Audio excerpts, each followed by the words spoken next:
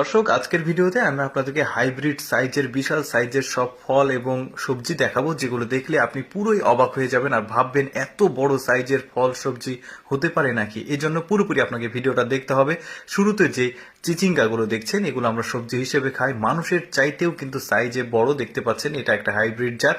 এই যে এগুলো পেকেছে, এরপর যেটা দেখাবো আদা। এত বড় সাইজের হাইব্রিড আদা আপনারা আগে হয়তোবা অনেকে আগে কখনো দেখেননি। দেখতে পাচ্ছেন মাটি গর্ত করতে করতে কত নিচে গেছে। এরপর যেটা দেখাবো মিষ্টি কুমড়া দেখাবো। আপনারা হয়তোবা অনেকেই মিষ্টি কুমড়া দেখেছেন বড় সাইজের। তো এরপরে এত বড় বড় সাইজের সব সবজিগুলো দেখাবো, আপনারা পুরোই অবাক হয়ে যাবেন। পুরোপুরি ভিডিওটা কন্টিনিউ করতে থাকুন।